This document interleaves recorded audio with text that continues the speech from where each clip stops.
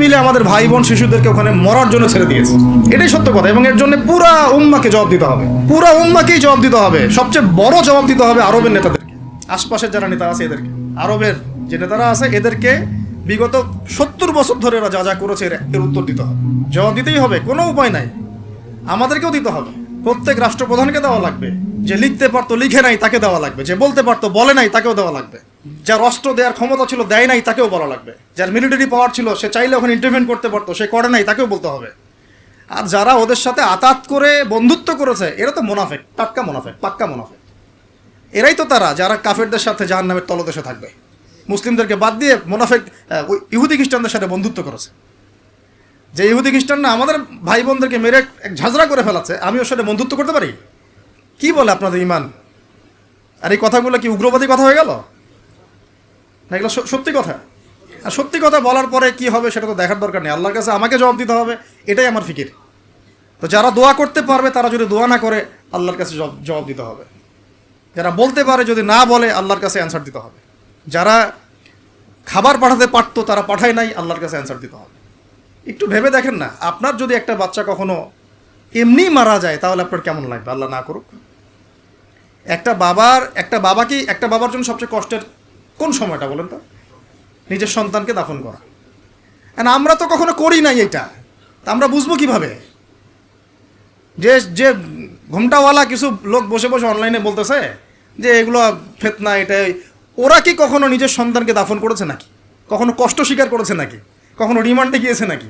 মায়ের খেয়েছে নাকি? কখনো জেল খাটছে নাকি? ও তো সুখে আছে, 3 বেলা খাচ্ছে দাচ্ছে, মাশাআল্লাহ, সুখে শান্তিতে জীবনযাপন। ও কি বুঝবে উম্মার কষ্ট?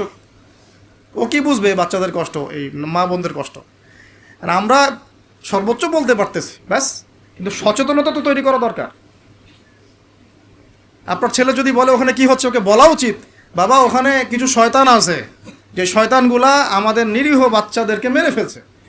তুমি যখন বড় হবা তোমাকে আল্লাহ পাক সামর্থ্য দিলে তুমি শয়তানগুলোকে মেরে ফেলিয়ে। বাচ্চাকে শেখানো উচিত। ওরা 100 বছর থেকে ওদের বাচ্চাকে এগুলো শিখাইছে, ওরা 100 বছর থেকে ওদের বাচ্চাদেরকে শিখাইছে যে মুসলমানরা হচ্ছে পৃথিবীর সবচেয়ে জঘন্য প্রাণী, ওদেরকে যখনই দেখবা তখনই মারবা, ওদের সাথে শত্রুতা করা তোমার উপর ফরজ। এটা ওরা শিখাইছে ওদের বাচ্চাদেরকে। আমাকে বলেন, কোনো মানুষ, একটা সুস্থ স্বাভাবিক মানুষ হাসপাতালে বোমা ফেলতে পারে কিনা বলেন? সে হোক ইহুদি বা খ্রিস্টান বা হিন্দু বা বৌদ্ধ বা মুসলিম, মুনাফিক, যেই হোক, কোনো মানুষ কি হাসপাতালে বোম ফেলতে পারে? কিভাবে ফেললো? তাহলে কি পরিমাণ ক্ষোভ তারা ভিতরে ভিতরে লালন করে আপনার কি বোঝার বাকি আছে? ওরা সুযোগ পাইলে একটাকেও ছাড়বে না, সবাইকে মেরে ফেলা। এই জন্য অল্প অল্প করে আগাচ্ছে, অল্প অল্প করে, আস্তে আস্তে। আমি এটা নিয়ে বিস্তারিত আলোচনা করছি বিগত প্রায় 1 মাস থেকে, আরও 5 বছর থেকে বলে আসতেছিলাম। লাস্ট 1 মাসে আপনারা দেখছেন এখন কি হচ্ছে। ধারাবাহিক এরকম সেশন আসবে ইনশাল্লাহ। আরও অনেক কথা আছে, কীভাবে এই জায়গা তারা আসলো, এটা চারটাখানি কথা না, বিশাল হিস্ট্রি। এমন অনেক সময় হয়েছে, এগুলো কিছুই না, এমন অনেক সময় হয়েছে 1 দফাতে 2.5 লক্ষ মানুষকে মেরেছে তারা ওই জায়গাতে, 1 দফাতে। 1940 সালের কথা বলছি, এক্স্যাক্টলি 1939 সালের জুলাইয়ের দিকের কথা, 1939 সালের দিকের কথা বলছি। ওই সময় এরা 2.5 লক্ষ মানুষকে মেরেছিল। 2.5 লক্ষ মানুষ আপনার কি মনে হয়? এভাবে যদি আমি পরিসংখ্যান দিতে থাকি এখানে আজকে 3টা-4টা বাজবে। আমার কাছে কিতাবও আছে রেডি করা, এবং ইনশাআল্লাহ আল্লাহ পাক চাইলে ওটা পাবলিশও হবে ইনশাআল্লাহ। তখন আপনারা বাসায় পড়ে নিয়েন, দেখেন কি হচ্ছে আসলে। তো মূল কথাটা হচ্ছে, ভাই আমি তো দোয়া করতে পারি, আমার তো করা উচিত, আমার ব্যথিত হওয়া উচিত, আমার কুনুতে নাজেলা পড়া উচিত।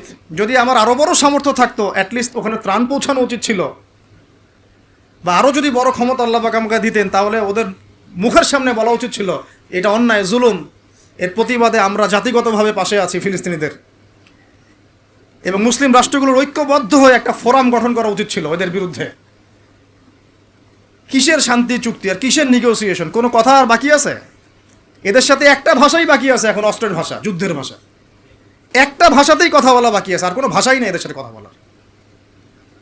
তুমি হাসপাতালে বোম ফেলে 600টা মুসলিম বাচ্চাকে হত্যা করে ফেলছো, তোমার সাথে কিসের কথা?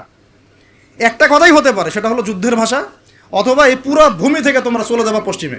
এটাই ছিল আমাদের ভাষা। কিন্তু বিগত ৭৫ বছর ধরে আমরা এগুলো করতে পারি না। একটা দুইটা বছর না রে ভাই, ৭৫ বছর ধরে আমরা এগুলো করতে পারি না। তো আমি এখানে গলা ফাটায় আমার আবেগ ঝেড়েও কী লাভ হবে তাও জানি না। অ্যাটলিস্ট আমরা আমাদের জবাবটা তো আল্লাহর কাছে দেওয়া লাগবে। আল্লাহ পাক আপনার অপারগতাও জানেন, আপনার সামর্থ্য সীমাও জানেন। আল্লাহ পাক দেখবেন এর মধ্যে থেকে আপনি কি করেছেন, দেখবেন কি না। তো এখন ভাই আমাদের কি এইসব মোবাইল, সেলফি, হাবি জাবি এগুলোই জীবন, না আমাদের কি চিন্তা করতে হবে একটু? চিন্তা করতে গেলে প্রথম সলিউশন পড়াশোনা করতে হবে, কোরআন পড়তে হবে। যে যাই বলুক কোরআন পড়লেই হয়ে যাবে, সেই হয়ে যাবে, সব কথা বাদ দেন, আপনি কোরআন পড়েন। যে যাই বলুক না কেন, আপনি কোরআন পড়তেই হবে, আপনাকে এর অনুবাদ আপনাকে পড়তেই হবে, তাফসির আপনাকে ঘাটতেই হবে, পাশাপাশি নবীর হাদিসগুলো আপনাকে পড়তে হবে। অবশ্যই কোনো না কোনো আলেমের সোহবতে থাকতে হবে। উদ্বাস্তুর মতো জীবনযাপন করবেন না এই 10 জন 20 জন সার্কেল নিয়ে। ওলামায়ে কেরামদের মধ্যে যারা হক্কানি ওলামায়ে কেরাম, তাদের কাছে এসে পরামর্শ করে চলাফেরা করবেন, যাতে আপনি বিভ্রান্তির শিকার না হন, পরামর্শ করতে পারেন। এই বাংলাদেশে কি আলেম ওলামার অভাব আছে? যত তাদের মধ্যে বিভক্তি থাক, যতই তারা একে অপরের সাথে কলুশনে থাক না কেন, যত দল থাক, তারপরেও আপনি ওলামায়ে কেরামের সাথেই থাকবেন। এবং হকপন্থী চিনে নেবেন। হকপন্থী আর মুনাফেক চেনার সবচেয়ে উপযুক্ত সময় কোনটা সেটাও বলে দিই। হকপন্থী ওলামায়ে কেরাম আর মুনাফেক যারা মুসলিম উম্মার ভিতরে কাজ করছে আমাদের মতো লেবাস পোশাকে, এটা চেনার, ফাইন্ড আউট করার সবচেয়ে শ্রেষ্ঠ সময় হচ্ছে উম্মার এই সংকটপূর্ণ সময়গুলা। উম্মার উপর যখন কোনো বিপদ আপদ, বালা মুসিবত, সংকট আসবে, আপনি এমনি বুঝতে পারবেন কারা মুনাফেক কারা হকের উপর আছে, যদি আপনার বিবেক থেকে থাকে, আপনার বুঝ থেকে থাকে। এরপরেও যদি না চিনতে পারেন, আপনি দাজ্জাল, অন্ধ, আপনি দাজ্জালের মতো এক চোখ অন্ধ। এই মাজলুমদের বিপক্ষেও বহু আলেম কথা বলে নাই, বাংলাদেশে বলে নাই। তা আপনাকে আমি আর কিভাবে চিনাবো, কিভাবে চোখে আঙ্গুল দিয়ে চিনাবো যে আসলে কারা হকপন্থী কারা বাতিলপন্থী? এইটুকু তো আপনার দায়িত্ব চেনার। কিভাবে এভাবে তাদের সাথে আপনি নিজের জীবনটা নষ্ট করে ফেলতেছেন? সুবহানাল্লাহ। আল্লাহ পাক আপনাদেরকে হেফাজত করুন, সঠিক পথে রাখুন, ওলামায়ে কেরামের সোহবতে থাকবেন, হকপন্থী ওলামায়ে কেরাম। আর ভাই প্রতিদিন যে সুন্নাহগুলো আছে এগুলো আমল করেন, নিজের উপর একটা সংশোধন নিয়ে আসেন। আল্লাহ পাক ততক্ষণ পর্যন্ত আমাদেরকে বিজয় দিবেন না যতক্ষণ না আমরা পরিপূর্ণ ইসলামে প্রবেশ করতেছি। আর পরিপূর্ণ ইসলাম মানে কি শুধু জুমার নামাজ পড়া, শুধু ঈদের নামাজ পড়া? আমাকে বলেন, আপনারা তো জানেন সব কিছু। পরিপূর্ণ ইসলাম মানে কি? 5 ওয়াক্ত নামাজ তো আপনাকে পড়তে হবে। আল্লাহ যদি তৌফিক দেন, সামর্থ্য দেন, তাহাজ্জুদও পড়তে হবে, চেষ্টা করতে হবে, নফল আমল বাড়াই দিতে হবে, জিকির আজগার, তেলাওয়াত, তাসবিহ, তাহলিল বাড়াই দিতে হবে, আল্লাহর কাছে কান্নাকাটি বাড়াইতে হবে, ফিতনা থেকে দূরে আসার চেষ্টা করতে হবে, এই জগতের মোহ ছাড়তে হবে। যতটুকুতে আমার জীবন চলে যায় বাস এতটুকুতেই। আমি এইভাবেও বলতেছি আপনাদেরকে এখন সরাসরি, নিজেদের আপনজনদের মধ্যে, পরিবারের মধ্যে, বংশের মধ্যে কেউ যদি আপনাকে দিনের পথে চলতে বাধা প্রদান করে, ফিতনা সৃষ্টি করে, আপনি তার থেকেও নিজেকে সরা রাখবেন। কারণ দিন আপনার, জীবন আপনার, মানে দিন আমার, জীবন আমার, ইহকাল আমার, পরকাল আমার, জবাব আমার। আমার অন্য কারো দ্বারা প্রভাবিত হয়ে দিন নষ্ট করা যাবে না, যাবে? অনেক সময় হয় না, আমাদের বংশে, পরিবারে, কাছের অনেক মানুষ আপনাকে দিনের পথে চলার ক্ষেত্রে প্রতিবন্ধকতা সৃষ্টি করতেছে। আমি বলতেছি না ওদের সাথে আপনি সম্পর্ক নষ্ট করে দেন, কাট অফ হয়ে যান, এটা বলতেছি না। বলতেছি আপনি ইসলামিক দূরত্ব মেনটেন করেন, আপনি নিজেকে নিয়ে থাকেন, আপনি আল্লাহকে নিয়ে থাকেন। এক আল্লাহই আপনার জন্য যথেষ্ট, ইনশাআল্লাহ। কাউকে লাগবে না, ইনশাআল্লাহ। কেউ যদি না থাকে, এক আল্লাহই আপনার আমার জন্য যথেষ্ট। এটা কি বিশ্বাস করেন কি না? এই আল্লাহ পাকই আমাদেরকে বাঁচিয়ে রাখছেন, আল্লাহ পাকের হাতেই আমাদের জীবন, আল্লাহ পাকই আমাদেরকে খাওয়ান।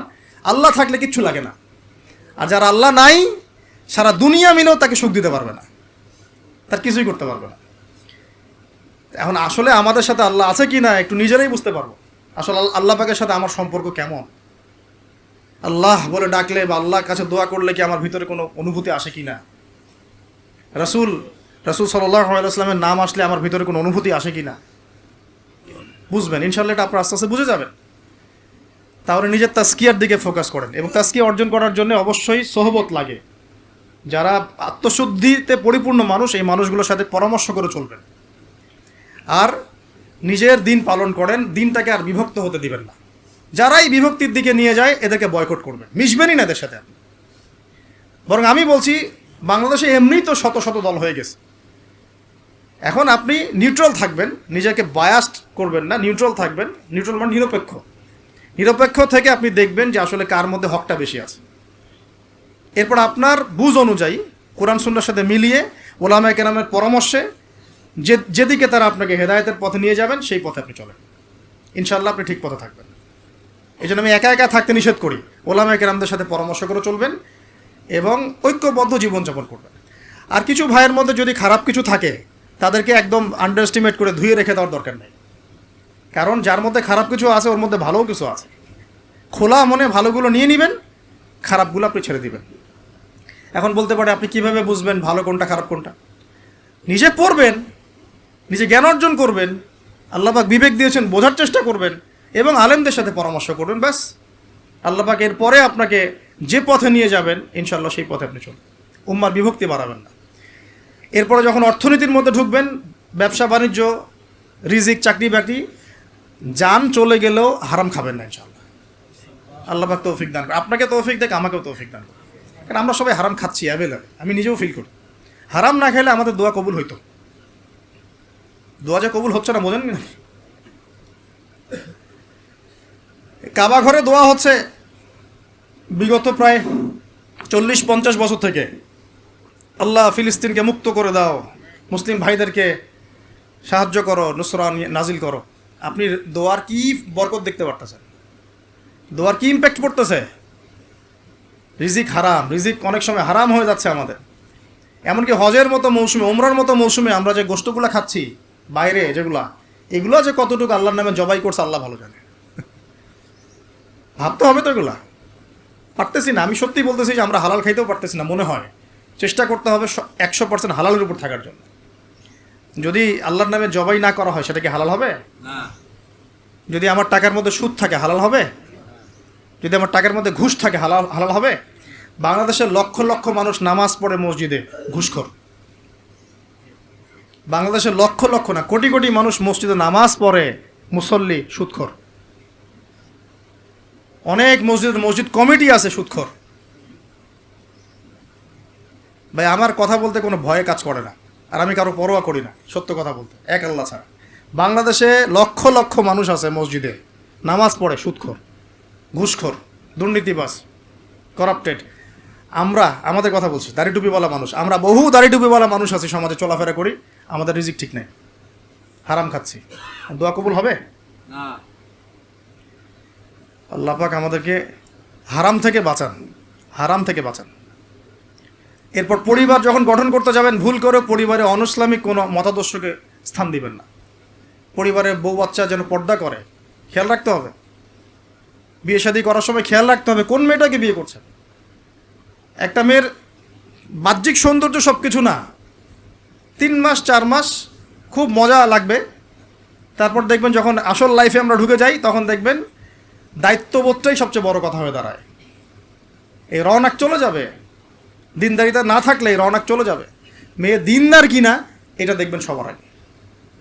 দিনদার হলে যদি একটু গায়ের রং কালো হয়, বিয়ে করে ফেলেন, বিয়ে করে ফেলেন। বিয়ে তো কঠিন করে ফেলছে সমাজ, জেনা সহজ হয়ে গেছে। মোস্তফা কামাল আতাতুর্ক যখন ক্ষমতায় আসছিল না, আমি সংবিধান চেক করলাম আজকে পড়তে এক জায়গায়, ওই সময়কার সংবিধান তুরস্কের। মোস্তফা কামাল আতাতুর্ক যখন 1918 সালের পরে ক্ষমতায় আসছে, ওকে তো ক্ষমতায় বসাইছে ব্রিটেন। এ তো জানেন হিস্ট্রিটা, আপনারা অনেকে জানেন যারা পড়াশোনা করেন। তো ওর সংবিধানে লিখেছে যে একাধিক বিয়ে করা হারাম, আর অমুসলিম নারীকে বিয়ে করাও বৈধ। নাউজুবিল্লাহ, সব উল্টাই দিছে। আমাদের সমাজে এখন ওইরকম চিত্র দেখা যাচ্ছে যে আপনি 17 বছরে বিয়ে করতে পারবেন না, কিন্তু 17 বছরে আপনি জেনা করছেন। আল্লাহ মাফ করুক, বাংলাদেশে 17 বছর বয়সে জেনা করা ছেলে মেয়ের অভাব আছে? আদমশুমারির মতো এই কুমারিত্ব টেস্ট যদি করা হয় ছেলে মেয়েদের, তারপর দেখা যাবে কী অবস্থা। তো বিয়েটাকে সহজ করা উচিত। বিয়ের বয়স একটা ফিক্স করা হয়েছে, এর সাথে তো আমরা এখন যুদ্ধ করতে পারবো না। পারবেন? ছেড়ে দেন, আচ্ছা ফিক্স করছে বুঝলাম। এখন ওই বয়সটা হয়ে গেলেই আপনার সন্তানের বিয়ের ব্যবস্থা করে ফেলেন এবং এটাকে সহজ করে দেন, এত জটিল করেন না, সহজ করে দেন যাতে করে ওরা জিনা থেকে বেঁচে থাকতে পারে। ভাই বিশ্বাস করেন, বহু দাড়ি টুপিওয়ালা মানুষ, এলেমওয়ালা মানুষ এইসব মিম্বরে দাঁড়ায় হক কথা বলতে পারে না জেনার কারণে। জেনার কারণে এই যে আমরা চলাফেরা করতেছি না, চোখের জেনা তো হচ্ছে অ্যাভেলেবেল। অনেক সময় মনেরও জেনা হয়ে যাচ্ছে, মনে খারাপ চিন্তা চলে আসতে পারে না, দেখবেন মনের নূরটা নষ্ট হয়ে যায়, তখন আপনার ইমানের ওই তেজটা কাজ করে না। ভালো করে খেয়াল করে দেখবেন, যখন মনের মধ্যে এই নূরটা নষ্ট হয়ে যায়, কিছু একটা নগ্ন মেয়েকে দেখে ফেলছেন বা একটা মেয়েকে দেখে আপনার অ্যাট্রাকশন তৈরি হয়ে গেছে, হতে পারে, কিন্তু হতে পারে, আমরা তো ফেরেশতা না, হতেই পারে, তখন দেখবেন মনের মধ্যে নূরটা নষ্ট হয়ে যায়। ওই সময় আপনি কিন্তু এই ইমানের জজবাটা শো করতে পারবেন না। তখন নবী সাল্লাল্লাহু আলাইহি ওয়াসাল্লাম বলেছেন, তখন যদি বাসায় স্ত্রী থাকে তোমরা স্ত্রীর কাছে চলে যাবা, নিজের প্রয়োজন মিটাই নিবা, তাহলে এই শয়তানি মন থেকে চলে যাবে। তাই এখন তো বিয়ে কঠিন, এটা মিটাবে কীভাবে? অনলাইনে ঢুকলেই দেখবেন আপনি নগ্নতা নগ্নতা নগ্নতা। এই ছেলে পেলে আমাদের সাথে যারা ঢাকায় থাকে এরা যাতে আরও জানে কী আছে ওখানে, কী হয়। ছেলে ছেলে নাই আর মেয়ে মেয়ে নাই, মেয়ে আর মেয়ে নাই, ও নিজে ছেলে। একটা মেয়ের যে চরিত্র খারাপ এটা বোঝার জন্যে এতটুকু যথেষ্ট যে ও মোটর সাইকেলের পিছনে বসছে কীভাবে এটা দেখবেন। খালি একটা আপনার শালীন দিনদার স্ত্রীকে নিয়ে যদি আপনি মোটর সাইকেলে জানো, দেখবেন তার বসার ধরনটা কেমন, আর যাদের সাথে যে ফ্রি মিক্সিংয়ে প্রেম প্রীতির সম্পর্ক করে এদের বসার ধরনটা কেমন। বসাই আপনাকে বলে দেবে কত বড় বেয়াদব, কত বড় আদবহীন বেহায়া একটা মানুষ। আমার কথা ইশারা দিচ্ছি, সব তো বলা যাবে না। তো এটাকে সহজ করবেন, এখানে দিনদারিতাকে প্রাধান্য দিবেন, ভুলেও দুনিয়াদারিকে প্রাধান্য দিয়েন না। ও বাপের কয় টাকা আছে, ওর বিয়ে করলে আমি পাবো কি, কত সুন্দর ঐশ্বরিয়া রায়ের মতো কিনা, এগুলো দেখার দরকার নেই। এগুলো থাকে না, আস্তে আস্তে চলে যায়, দিনদারিতা থেকে যায়। ইব্রাহিম আলাইহিস সালামের স্ত্রীদের কথা আজকে আমরা স্মরণ করি না? হাজেরা আলাইহিস সালাম, তার ওই সবর, সাফা মারওয়ার সাই, তাওয়াক্কুল আল্লাহর কাছে এত পছন্দ হয়েছিল যে কিয়ামত পর্যন্ত যত মানুষ হজ করবে, সাই না করলে হজ হবে না আপনার। দেখেছেন উনার ওই হাঁটা দৌড়াদৌড়ি আল্লাহর কাছে এত পছন্দ হয়েছে। আপনি জামজাম কূপ ওখানে যে তাওয়াফ করছেন না, তাওয়াফ করে যে পানি খেয়ে আসলেন, সাফা মারওয়া সাই করলেন, এই সাই না করা পর্যন্ত আপনার হজই হচ্ছে না, ওমরাই হচ্ছে না। তো একজন দিনদার মেয়ের দিনদারিতা আল্লাহর কাছে কিভাবে কবুল হয়ে থাকে, আমাদের মেয়েদেরকে বুঝান, বাসায় গিয়ে বোনদেরকে বুঝান, মাদেরকে বুঝান, স্ত্রীদেরকে বুঝান, তাদেরকেও একটা উদ্দেশ্যে আল্লাহ পাক সৃষ্টি করেছেন। কি উদ্দেশ্য? তারা যেন ইসমাইলের মতো প্রজন্ম জন্ম দিতে পারে। তাদেরকে সিরিয়াল দেখার জন্য পাঠানো হয় নাই, তাদেরকে এই রং তামাশা করার জন্য আর স্নো পাউডার মেখে বাইরে ঘোরার জন্য পাঠানো হয় নাই। এবং এটাকে কন্ট্রোল তো আমাদেরকে করতে হবে। এই যে বললাম, কন্ট্রোল করতে গিয়ে যদি দেখেন পারতেছেন না, আপনার দ্বারা হচ্ছে না, তখন কি প্রয়োজনে ডিসকানেক্টেড হয়ে যাবেন। প্রয়োজনে ডিসকানেক্টেড হয়ে যাবেন, তাও নিজের দিনকে ক্ষতিগ্রস্ত হতে দিবেন না। কিছু করার নাই তো, চেষ্টার উপর চেষ্টা করে যাচ্ছেন আপনি 10 বছর, 15 বছর, 5 বছর, 7 বছর, কোনো রেজাল্ট পাচ্ছেন না। এখন আপনি কি করবেন? দিন ছেড়ে দেবেন? আপনিও তাদের মতো হয়ে যাবেন? আপনাকে আপনার স্বতন্ত্র জায়গায় থাকতে হবে। আল্লাহ পাক তৌফিক দান করুন। আর ইসলাম সংশোধনের মধ্যে সমাধান আসলে আলহামদুলিল্লাহ। এরপরে বাচ্চা কাচ্চা যেগুলো হবে, এগুলো পয়েন্ট মনে রাখবেন, পড়াশোনা থেকে নিয়ে এই পর্যন্ত বাচ্চা কাচ্চা যেগুলো হবে, এক একটা বাচ্চাকে আগামী দিনের যোদ্ধা হিসেবে গড়ে তুলবে। কি যুদ্ধ করবে তারা? আগে আদর্শিক যুদ্ধ করবে, আদর্শিক যুদ্ধ করবে, যে আমরা ওইসব আদর্শে চলি না, আমাদের নিজস্ব আদর্শ আছে, এটা ইসলাম। আমাদের কিতাব আছে কোরআন, আমাদের সুন্নাহ আছে মুহাম্মদ সাল্লাল্লাহু আলাইহি ওয়াসাল্লামের সুন্নাহ। এরা বৈষয়িক শিক্ষাও শিক্ষিত হবে, ইসলামিক শিক্ষাও শিক্ষিত হবে ইনশাআল্লাহ। এরপরে এদের দ্বারা ইনশাআল্লাহ এমন জেনারেশন আমরা গড়ে তুলব, যে জেনারেশন আগামী দিনে ইসলামের পতাকা বহন করবে ইনশাআল্লাহ। আমরা যেটা পারি নাই, চেষ্টা চালাবো, আমাদের বাচ্চাদেরকে গড়ে তুলবো ইনশাআল্লাহ। পারা যাবে না? আল্লাহ পাক আমাদেরকে এই সব উদ্দেশ্যে দুনিয়াতে পাঠাইছে। এভাবে ইনশাআল্লাহ আমরা এলেম অর্জন, তাসকিয়া অর্জন, আমল বাড়িয়ে দেওয়া, হালাল খাওয়া, পরিবার গঠন করা, প্রজন্ম গঠন করা, এই কাজগুলো করতে করতে করতে আমরা আগাবো ইনশাআল্লাহ। এবং এখন যা চলছে এই ফিতনাগুলো থেকে আমরা নিজেদেরকে দূরে রাখার চেষ্টা করব। আর যেখানে যেখানে যেখানে মুসলিমদের এগেনস্টে এই কাফের, মুশরিক, জালেম, মুনাফিকরা পদক্ষেপ নেবে, আমরা আমাদের সাধ্য মতো এটাকে প্রতিহত করবো ইনশাআল্লাহ। হয় জবান দিয়ে প্রতিহত করব, নাহলে লিখে প্রতিহত করব, নাহলে কোনো সাহায্য করে প্রতিহত করব, নাহলে অ্যাটলিস্ট দোয়া করে প্রতিহত করব। কিছুই নাই, কমপক্ষে কী করবেন? দোয়া করবেন। কিছু নাই, কমপক্ষে দোয়া করবেন। কিন্তু কোনো অবস্থাতেই আত্মসমর্পণ করবেন না এদের সামনে। ওদের সামনে কোনো অবস্থাতেই জালেমের সামনে হাঁটু গেড়ে দিবেন না। মাথা উঁচু করে বাঁচবো ইনশাল্লাহ, মাথা উঁচু করে মরবো ইনশাল্লাহ।